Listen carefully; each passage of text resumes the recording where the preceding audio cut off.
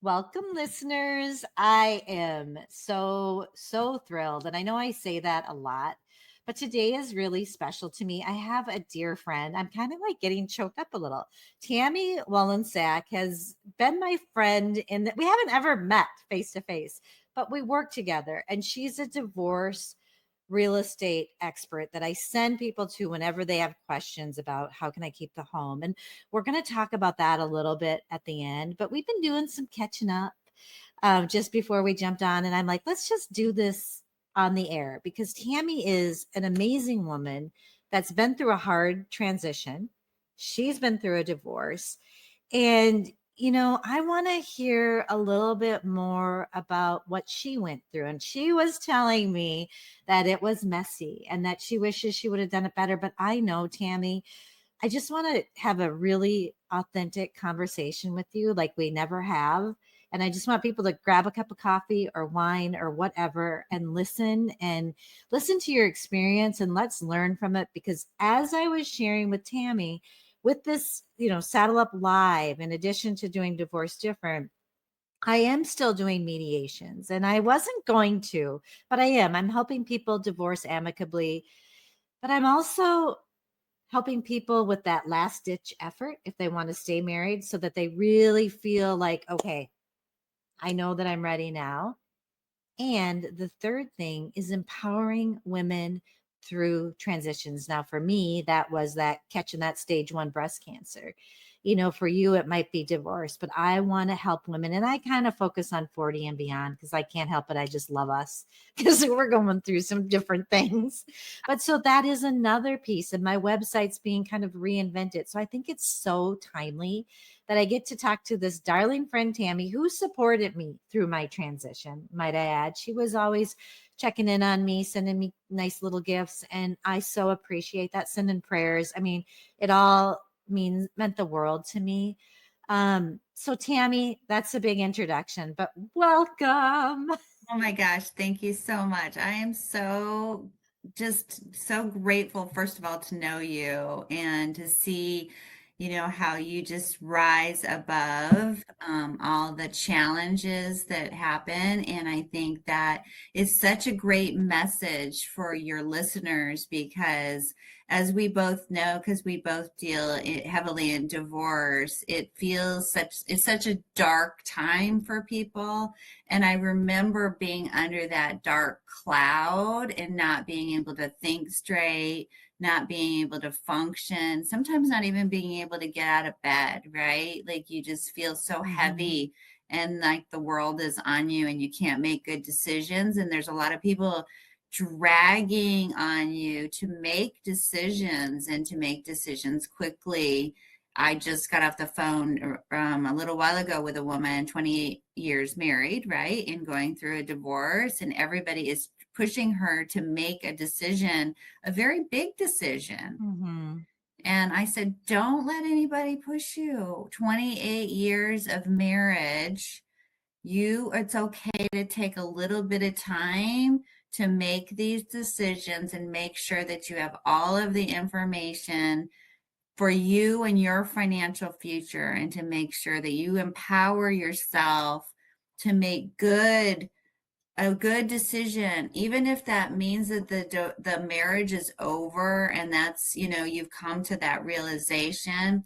There's still a lot of things that need to be discussed and agreed upon to make sure that you're comfortable with what your new life is going to look like. So um I love what you just said. And as you're speaking, my mind just grabs onto, okay, so that woman, that's someone I want to help. yeah. And yeah, I could coach her because you know how you can spin out. Like Yeah. I saw it myself. And when you're not thinking clearly, it's hard to get out of that. And sometimes you need medication. I mean, some Oh my people gosh. do.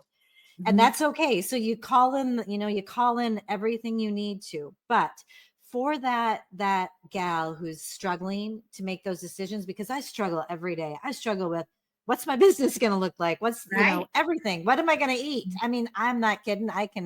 But when you've got that heavy load of something going on and you're spinning in it and you can't think through it.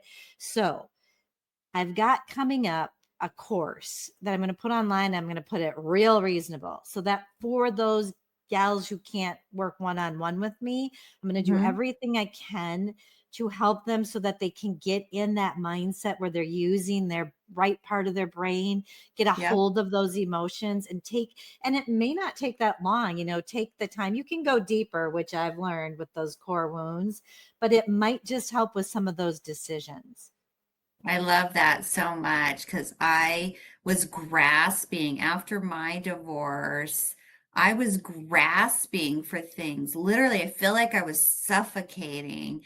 And so I learned to meditate. Like I needed something to calm my mind because I feel like I had that monkey mind, if you know that term, Yes. like you just cannot, like it's just like all in Yes. your head, right? And you can't get away from it. And I knew just from, I had dabbled in a lot of things like that before and felt like there was something else that could help me because I was struggling with my health and a lot of hormonal issues and stuff Ugh. as well.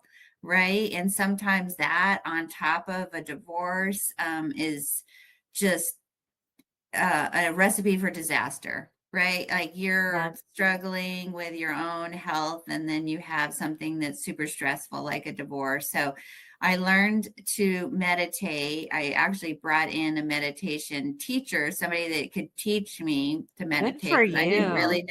I didn't really know, I was like, is this something you like? Because everybody's like, oh, here's an app or whatever. I wanted somebody to really teach me, and I learned how to do transcendental meditation, which is it's a pretty heavy meditation practice where you have to do it like twice a day and stuff. But I was like, I don't care because what else am I doing but sitting with my own crazy, right?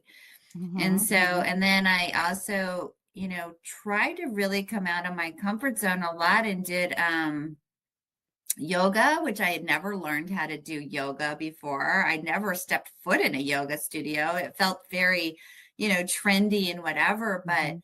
I was doing for exercise and stuff, I was doing like high impact stuff that was really not good for me in my life at that particular time. Like it's okay. You could do high impact and things when everything's cool in your life because it's raising your cortisol levels, right? Right. And but when you're under emotional stress that you can't get away from, it is very detrimental to try to create more chaos for yourself by doing high impact aerobics or I was doing I think they're across the country, but like Orange Theory, which is, Yeah.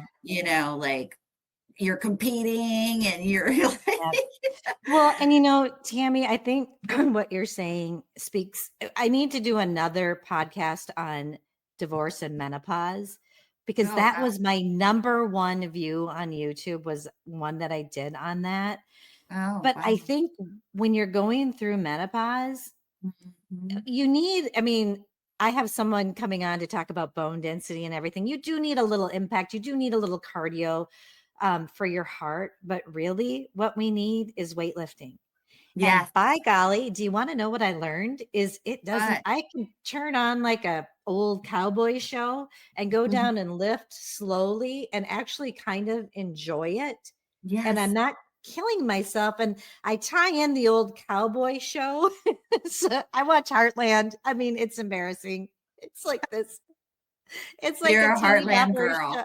Yeah. At least And, you didn't but say I, Dallas, Dallas. Remember Right, that? right. I just love to see the horses. But what I Yeah. found is that has been so much healthier for my Yep. body, for me, for my bones. So I love Mhm. a little cardio, but right, what you're saying, and that's the same, Tammy, when you're going through something really hard, especially when you're menopausal or Yeah. perimenopausal, that cortisol might be up. You Yeah. do need to take heed of that. And even like I used to do fasting. I was so into it. I followed Dr. Mary Yeah. Pell and I was like, okay, I'm going to do a Yeah, me 72-hour too. fast. And I'm like, you want to know what, Tammy? That doesn't Mhm. work for this gal. I actually Right. gained weight. And so now when I Right. simply stopped eating around 6:30, started eating at about 10:30, I Yeah. dropped a bunch of weight and I'm like, well, that was freaking easy. And You you know? struggle to try to follow, Yes. everything that all these people, all these gurus and stuff are saying. You're grasping for straws, White but knuckling it. I just white white knuckled it. knuckling Yeah. everything. Oh, and I've done the fasting thing too and all that. But when I calmed myself down and I did the weightlifting thing too, that was a game changer for me. From Mhm. going from that high impact, crazy, like I gotta go 5 days a week, can't miss, Right. blah, blah, blah, getting up at 5 a.m. to do it. And so I could get it Not in getting your because sleep and rest and yeah, play, right? right. And then you can start thinking clearer too, Yes. right? It creates some clarity for you because that's really what you need is order to kind of move yourself forward and not so much chaos. I felt that I was really making really bad choices and decisions. And when I calmed myself down and started doing some of the meditations. Now I was not the best meditator. Like I try to do, and the transcendental meditation is twice a day for 20 minutes every time. Like I couldn't do that. Like I was a single mom now and whatever, but I Yeah. did incorporate it into my schedule and still to this day, it built some other tools and then the yoga and then the weights and just like some health and wellness things, whatever's best for you, right? You don't have to follow anybody or do anything, just Yes. understand that you're going through a lot, but health and wellness and even getting outside and walking was a game changer for me, Amen. And right? these are all things that I am incorporating into my Yeah, life. It's the play, it's the exercise, it's the rest. That's the yeah, piece that I'm missing. And I want to talk to you more about about meditation because I'm really yeah. interested to talk to you about that because I Okay, have a wild mind that doesn't shut up. And so I'm going to okay, talk to you about yeah, that. But I have to ask you, and if you're not comfortable talking about this, but would you mind kind of telling your divorce story? Like what oh yeah, led to, I mean, I know it's kind of personal, but I like don't yeah, even really know. And yeah, these are the things that can help women. And that's yeah, why I love you because yeah. you are working in the world because you went through something hard and now you're doing something about it. And I love that. So would Oh, you yeah. mind just kind of sharing that story? Not at all, not at all. I felt like I've thought about this a lot, and to make a long story kind of shorter for your audience because they'll get super bored, but I moved across the country when I was in my late 20s and I met my ex-husband right away, pretty much. And I was pretty scared and, displaced, right? I moved from Albuquerque, New Mexico to Chicago. And so I met him pretty quickly and got kind of in a heavy relationship right away. And he was very gregarious, very kind, and had a good family, and really felt established to me. And so we got married, right? We lived together and then got married and then had two children. And I really wasn't. I have a lot of things in my past and a lot of things in my history that I needed to address that I wasn't addressing it. I was running from a lot of things. And so I brought that right into the marriage, right? Right into my relationship. And then, he has stuff too, right? We came together like two broken people trying to make one person whole. I think a lot of us do that. Right? And young, don't ask any questions, not any Right. questions about finances. Don't ask any questions about religion. Don't ask anything about Right. how do you think about raising children and what are your most important, no questions at all asked. And Tammy, that so, brings me, I got to jump in here. That's one other thing that I want to include in my business at some point is something that helps people before they get married. Like Yes. something that, because you know what? It's a big deal. You think It's a really big hard. deal. Yes, if you Oh go my into gosh. business with someone, but when you get married, you don't It is always. Well, it is like a business. What I try to tell people now too is, you know, a society makes marriage out to be like this romantic thing, this gesture of, your commitment and your love for each other. And it is, right? But you're also bringing in a third person, and that's the state that you live in. And Hmm. that state is combining, you're Hmm. basically forming a business. And I remember somebody telling me, like, when you get married, you're marrying not only them, but their family and their belief system and their this and that. And I was like, whatever. But it's so true to make sure that you're in alignment, because that marriage license is binding you to that Yep. person. And I have so many people that come to me and start talking about their this and my that, and their retirement account, it's my house, and I've been making the payments, and they're doing nothing, and they're sitting on the couch, and blah blah blah. Guess what? That's what you signed up for. You're so Like, right.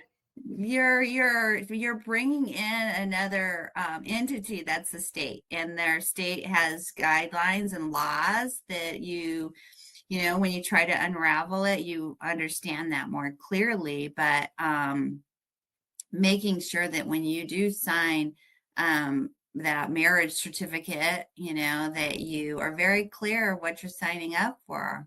Yep. And it's like, it's difficult if you're not in alignment on some major things like raising children or spending money or whatever. So, and that was my story, really, is Okay. And I wanted to get back to your story. yeah, I felt so bad that it I literally was. interrupted it.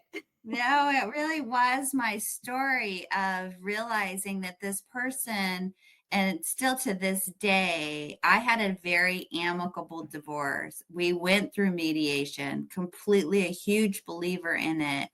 At some point in time, we lost track of each other, right? We had two children. That's all we really discussed with children. We weren't in alignment with finances. We weren't in alignment with a lot of just fundamental things. And I felt like we were two ships passing in the night, and we were not a good married couple, right? There was nothing where we have respect for each other and we're very good co-parents, but there's not, and it did at times did get ugly, right? Because we're scared and we're making accusations and calling each other things that nobody should disrespect another human like that.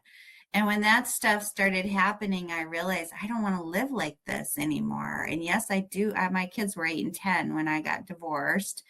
We went through mediation, and he kind of shut down and didn't really fight the fact that we were getting a divorce. I think he kind of knew too, because we had lived a long time by this point, in very much not on the same page, and struggling and arguing and not being respectful of one another. And then when that happened, and I was like, I can't live like this, we figured it out and went through mediation, and we're very respectful. I was the least respectful. I am a I find that redhead. hard to believe. I am a redhead, and I had a temper, a very, temper that's gotten me in trouble in my life. And so I thought that if you went through a divorce, you had to be nasty. Mhm.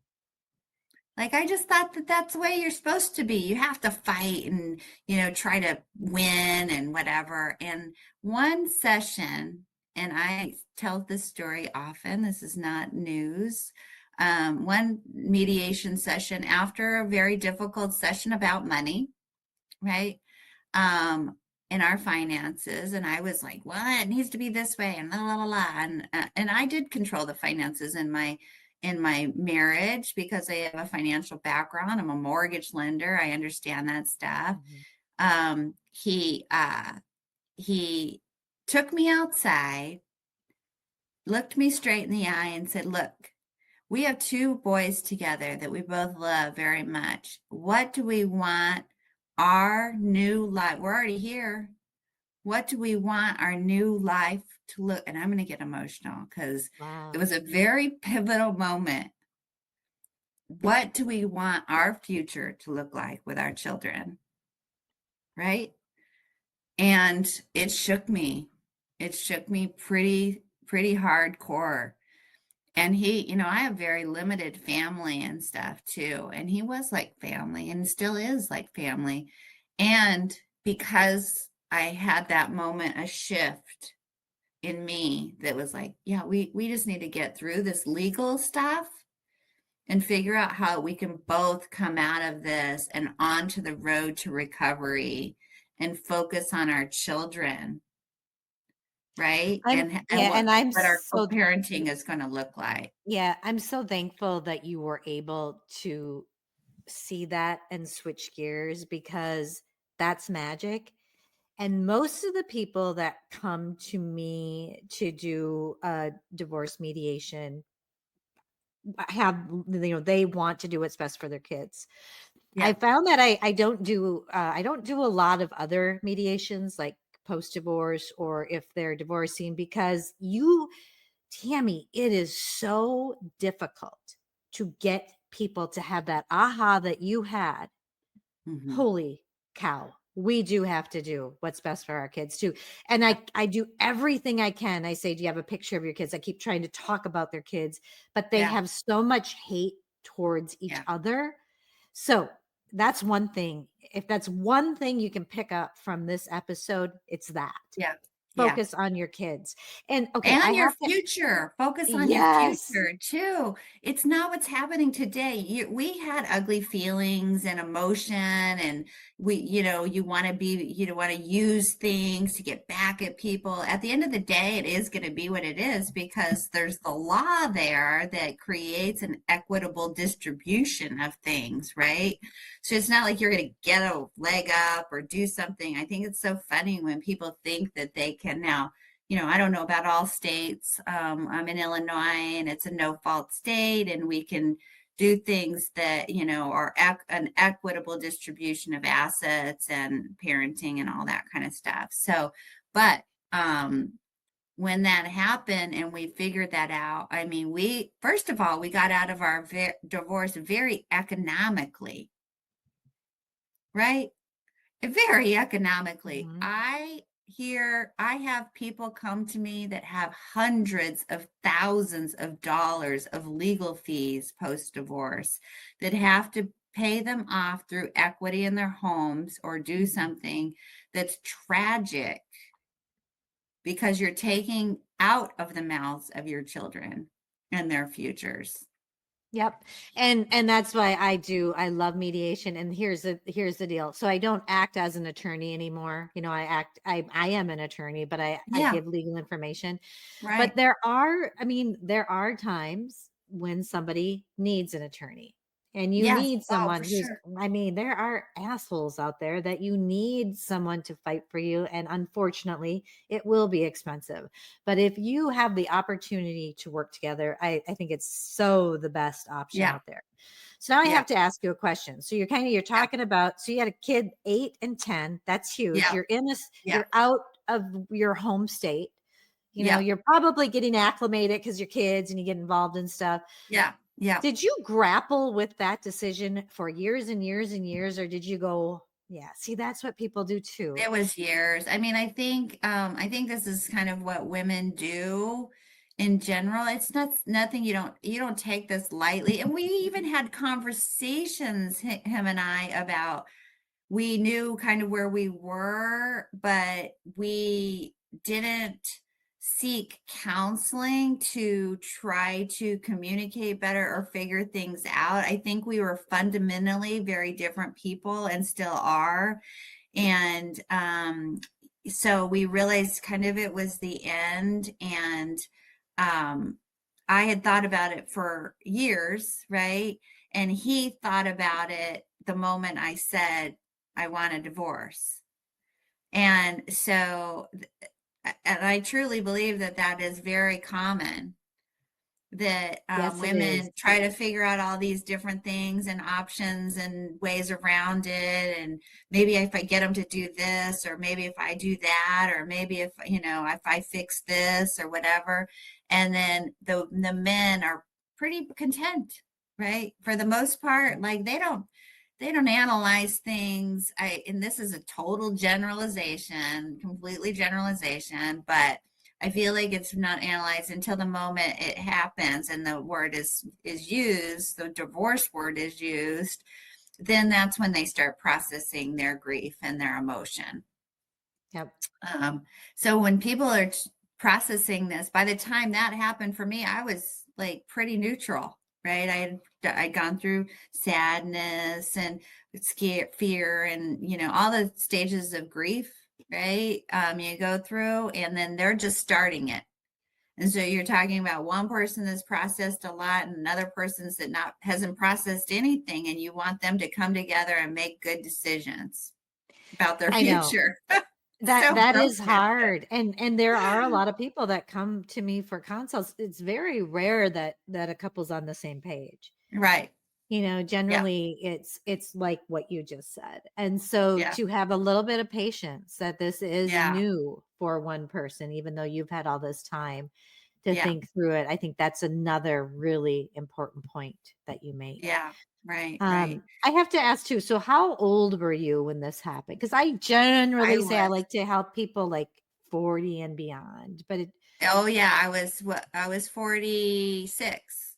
oh yeah, so you've been married a long time. That had to be Yeah. scary. Yeah. It was very scary. And so I'm, a mortgage lender, and my income is straight commission. And I had a situation where the company that I worked for post divorce got acquired and I got laid off. Oh, So, oh. through right after that, and I had figured out that my marital home was too much for me. I know I've told this story, and I think I've Mhm. told it on your podcast, and this is the reason, this was the pivotal moment that I decided this is really a thing. Mhm. Like, this is really like a thing that people don't get this guidance. So my marital home, I was adamant I was going to stay in the house and blah blah blah, which so many women do, right? You go live in the apartment, I'm going to live in the house. Yep. And it was a big marital home. We had a dual income, right? And it was too much house. The mortgage payment alone was too, more than I should have taken on, not to mention all the maintenance that house took. I was in Mhm. we called it a McMansion at the time, like, dual income, you got the Yeah. new house, you're the neighbor, in that neighborhood of people where your kids are all, doing the same thing. You're trying to keep up with the Joneses and whatever. And it was too much house for me. It was all I live in Illinois, so spring cleanup, fall cleanup, changing out the furnaces, doing all this stuff. All that stuff costs money, Mhm. especially if you can't get up there and do it yourself. You can't clean out your gutters yourself, whatever. And I started like writing all these checks for all this stuff. And so then I decided that I was going to downsize, and sell the house. And I had made some really poor decisions in planning all of that and thinking that everything was fine. Not obviously, you cannot control whether or not you're going to keep your job, but also being under, having a large mortgage and all that stuff wasn't helping me, being able to, I guess, kind of level out myself and be okay through a job transition, right? Because I had a big nut to cover. So it wasn't a good time at all for me. And I ended up downsizing significantly and kind of talking myself into the fact that that was okay. But in that transition, that's when I realized so I was originating loans, and people were coming to me with these settlement agreements that they had put together with an attorney without any other counsel, right? Their attorney was like, okay, wife's going to keep the house and she's going to refinance within 90 days. And at that point in time, she's going to pay out this amount of equity to the spouse, and he will in turn quit claim off the deed and blah, blah, blah. All this stuff is written in these legalese in a settlement agreement. And then they were coming to me and like, I need to refinance and blah, blah, blah. And I was like, okay, great. And I start reading through the settlement agreement. This is what lenders do, right? We have to follow what you've agreed to in your agreement. We can't just be like, oh, yeah, you don't qualify for this, but you qualify for this. So we'll just do it this other way. Right. No, we have to follow what's aligned to your settlement agreement. But if you've never talked to anybody about whether or not you can carry that out, guess what? You get denied for the loan. And it's not fun to do that to somebody and then they cry. And then the other option that was written in their settlement agreement is they have to refinance within 90 days or they sell. Right? And so now you're saying, you're telling somebody you don't qualify for the loan, you have to sell. You have to Yeah. sell your house that you were not prepared to sell. Right. And that's why all my clients come to you on the front end, Yeah. Right. to chat about, can I assume this? Can I, Yes. Can I yeah. assume? Can I refinance? There's everything that you have to do when it comes to real estate requires is the word, some type of qualification, right? Some type of Mhm. timeline that needs to be met, some type of qualification. Yes. You are, really have to understand what does that look like so I can look at all these different options Yes. and make a better informed decision so that when it is written in the settlement agreement, I'm very clear on what I need to do, what my next steps are, and that I can carry it out and that it's going to be okay for me and my financial future.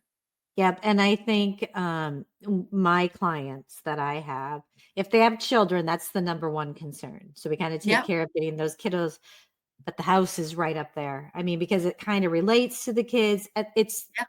such an important piece that if you are going to be going through a divorce, whether you're hiring attorneys, you're doing it collaboratively, however you're doing it, make sure that you educate yourself and get the information and know how this is actually going to work. And I know it's hard. That's why you need a team. That's why you need someone to help you get your mind right so that you can make the decision. I was going to ask you, and we're going to talk more about real estate in a second, but I was going to ask you, when did you start that piece where you hired someone to help you meditate? At what time in Oh, so this? yeah, as soon as I, was at the very beginning of the divorce process, I realized I was a kind of a mess. Mhm, And I really needed, like, I couldn't sleep. I was having a hard time functioning. I had a lot of brain fog. I was very, I'm pretty high functional otherwise, mhm. and I can handle a lot, even through a lot of stress and stuff. I mean, I'm in the mortgage business. We did have a, financial crisis and meltdown Yeah. and stuff like that, but this really got me. So I did start pretty much right after through the divorce process, and I brought in a meditation teacher that I still keep in contact. She's amazing, and she kept me on track, and I just focused on that practice. It is a practice, just like they call yoga a practice, right? It's something you learn to do because you're quieting your mind. You're not trying to get rid of all your thoughts. You're trying to reprogram your unconscious mind, which Mhm. controls what we do every single day, regardless if we think we're controlling it by the Yes. front of our mind. We are not. We Amen, sister. And I am going to need to get the name of that person when we're off air, because that yeah, is for another podcast to talk about that, because she would love another to piece, do that with you. Yeah. yeah, another piece of what I do is the rewiring of my brain. And I Mhm. know that is something I have to do. And I've done some core wounds work with JJ Flazanes, and Mm. discovering what is really going on in there. And sometimes you don't even know what your You old beliefs are. yeah. So listeners, I promise this is getting longer than I normally am, and that's okay. But I will go into to in a little more in depth into the meditation in another one. But I have one question for you. Yeah.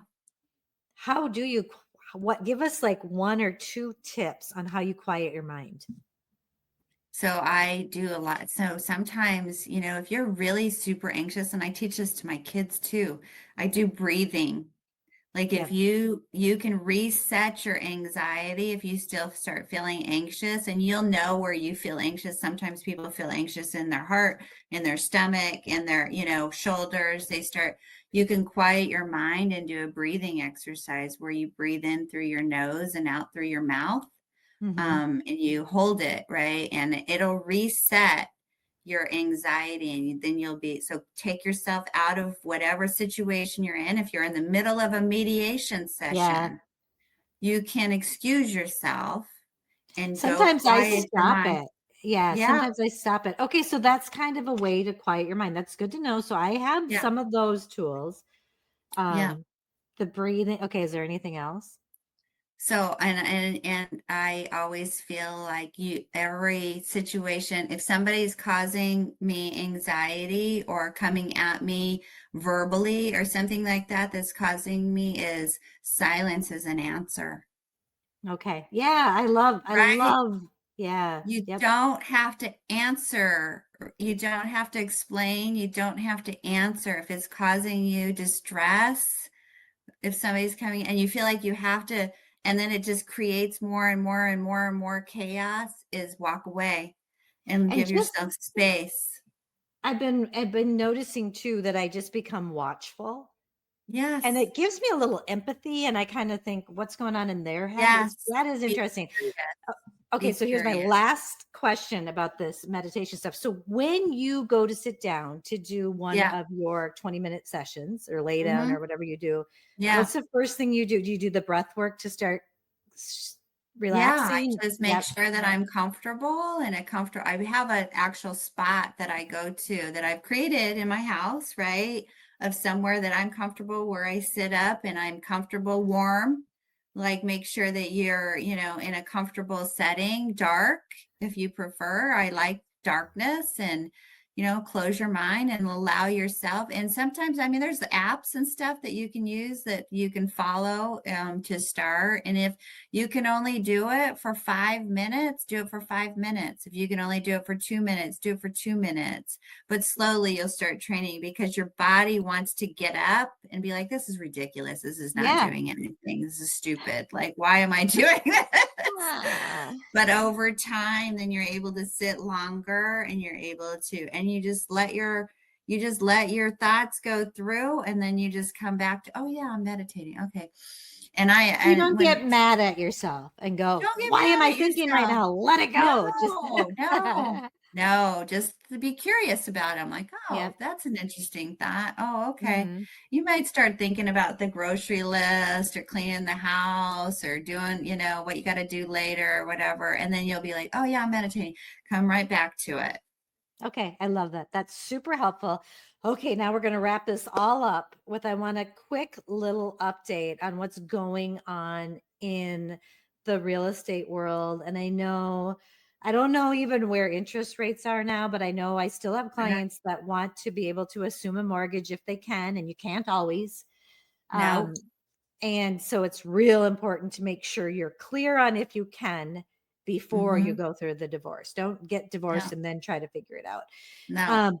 But tell me in a nutshell, your elevator Yeah. pitch, whatever it is, Yeah. what's going on? What are people concerned about right now? Well, there's still a shortage of inventory, right? So it's hard for people to think about selling and buying, because there's nothing to buy across the country. I think it's kind of funny, because I do land across the country, and I do have clients from all over the country, and everybody always tells me, I don't know what it's like where you are. Well, it's the same. Mhm. So it's the same no matter where you are in our country. Some places are more expensive than others, and some places have a little bit more inventory than others, but on average, the inventory is very limited and rates are pretty stable. I mean, they're probably in the low sevens right now. So if you have a 3% interest rate, it's going to feel like a lot. Hmm. But making sure that you understand that, because rates over the history of time, have been in the double digits at times. And so if this is something that you need to do, making sure that you understand what it looks like, even with the interest rate, right? Right. Looking at it from a financial perspective isn't just looking at an interest rate. It's looking at the complete picture of what you're Right. signing up for. And a lot of times people have a large amount of inventory these days. Appreciation on homes was pretty significant over the Yes. last 4 years, right? Since COVID. And so a lot of people have a significant amount of equity. And if you are trying to assume your mortgage, all you're doing is keeping those current terms. What about the equity? Right. What are you going to do with Right. that? So you really have to be clear on what you're signing up for, and not so much the interest rate itself, but what your post-divorce budget and housing Yeah. budget. Because if you don't have this house, or if you have another house, or if you need to rent, the other thing that's a struggle for people is rents are up, I know that's what right? I'm finding. It's so hard, Tammy, because for people to rent, they're going to end up paying more than their mortgage, and yet neither one of them can afford to keep it. It's a struggle. It's It's a a real struggle. struggle.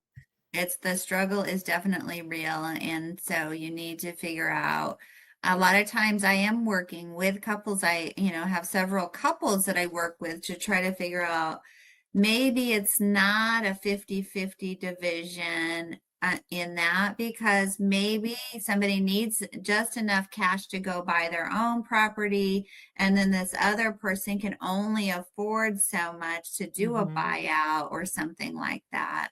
So coming up with solutions on what works for both people is a really good way to go about it. And it might not be a dollar for dollar exchange, but it might Yes. be a way to get it. I mean, everybody needs somewhere to live. Yes, and what you're saying right now also just makes me go, that's why you love mediations, because you get to work with both parties together, and Yes. they come up with great solutions. And I've got Yeah, people right now where they're they with the guy, I mean, it was like the guy was falling apart crying, and by the end he was like, okay, I can I do see what this. you're saying. Like, well, you start Yeah, to look at, okay, maybe mom's going to get the home, but dad's not going to get half of the equity. He's going to get a portion so he can go out and buy something, and it's going to be maybe in lieu of maintenance that she's getting more. So you can be so creative, so but I creative. will say, educate people. I know you don't feel like it, but then do something to feel better, and I'll get that course up so you can get your mind in the right place so that you can start looking at your future. Investigate what the laws are in your state. You are smart enough to figure it out. It doesn't take a rocket scientist to look at what the laws are for your divorce, for maintenance, for how assets are split. Yeah, Get resources. Like, there's so many great podcasts out there so that can many. help Yeah, you. There's so many resources. So get a team together, start looking at it, because it's going to make the divorce go smoother no matter which way you do it, if you can get a little educated. So, yeah. ah, Yeah, yeah. such great information, Lisa. And I think people, I like to use the term be the CEO of your own divorce. Don't just like put Yes. your head in the sand. You need to be in control of you and your financial future. And there's, like you said, so many resources now that people can pull from and, empower themselves to make the best decisions. Amen. And you know what? Like I just said before, if you need a little help getting in that right mindset, so you can start to get even a little, believe that this is going to be an opportunity for you. It's okay that it's going to be hard now, but you've got a bright future. Anything that can help you is going to get you there a little bit easier, and allow you 100%. to take action. So Yes. Absolutely. Tammy, we went way over. I knew we would. I love you. I'm so Love thankful for you you. too. Thank Thank you you. so much for Ditto. joining us. Thank You you so take good much, care. Melissa. Oh, You too, and hon. just so the listeners know, we're going to have your information in the show notes. And Oh, anytime great. they Okay. connect with me, I share your information. So, all Thank you so much for all you do. right, you too. You take good care.